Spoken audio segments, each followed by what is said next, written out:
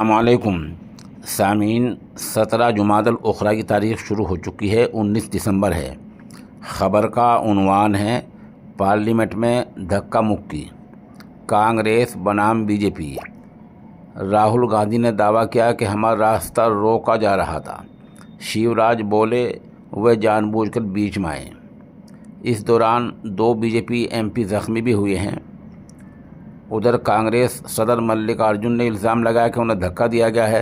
बहरहाल दोनों पार्टियां आमने सामने हैं और दोनों ने एक दूसरों के ख़िलाफ़ पार्लियामेंट के पुलिस थाने में शिकायत दर्ज कराई है।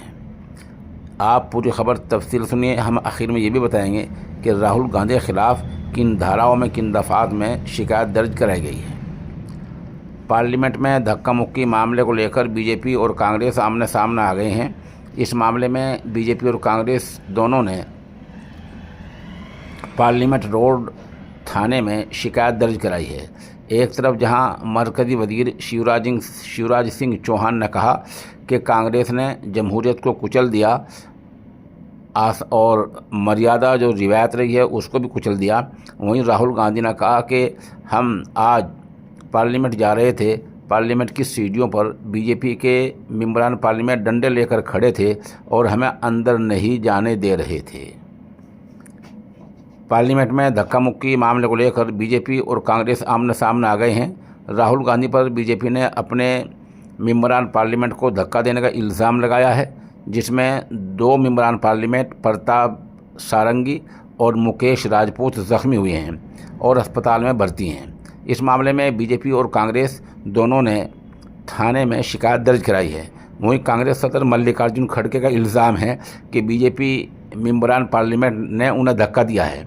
धक्का मामले के बाद कांग्रेस और बीजेपी दोनों ने प्रेस कॉन्फ्रेंसें की हैं। सबसे पहले लोकसभा में हिज़्ब मुखालिफ रहनुमा राहुल गांधी और कांग्रेस सदर मल्लिकार्जुन खड़गे ने प्रेस कॉन्फ्रेंस की। इस दौरान राहुल गांधी ने कहा कि पार्लियामेंट में बीजेपी ने अडानी के मामले पर बहस को रोकने की कोशिश की है। बीजेपी शुरू से इससे ध्यान भटका रही है। इसके बाद वज़ीर दाखिला अमित शाह का अंबेडकर को लेकर बयान आया। बीजेपी की सोच अंबेडकर मुखालिफ है।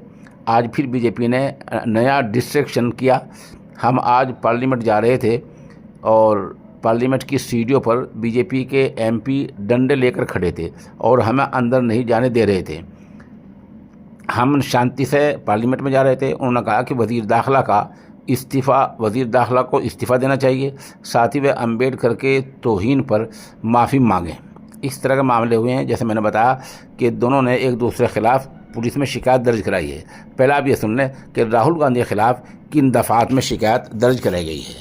बीजेपी ने बीएनएस की दफ़ा 109, 115, 117, 125, 131 और 351 के तहत मामला दर्ज कराने की गुजारिश की है। आपको बता दें कि दफ़ा 109 अटेम्प्ट टू मर्डर की दफ़ा है, जिसका मतलब होता है कि मारने की नीयत से कोई काम करना। दफ़ा 117 जानबूझकर गंभीर चोट पहुंचाने की होती है। बीएनएस के इन दफ़ात में कोई शख्स अगर कसूरवार पाया जाता है तो उसे कई साल की जेल हो सकती है। ऐसे में राहुल गांधी के ख़िलाफ़ अब दिल्ली पुलिस क्या एक्शन लेगी। बहरहाल ये लोग आम लोग नहीं हैं, जो गली मोहल्ले के लोग होते हैं, जिनके ख़िलाफ़ पुलिस कुछ भी केस लगा दिया करती है। ये सब बड़े लोग हैं और दोनों तरफ से अहम लोग हैं। पुलिस पहले जांच करेगी और वो दिल्ली पुलिस है, वहाँ अदालतें हैं, हाई कोर्ट है, सुप्रीम कोर्ट है, सबको जवाब देना है। इसलिए इस मामले में पुलिस भी छानबीन करके काम करेगी।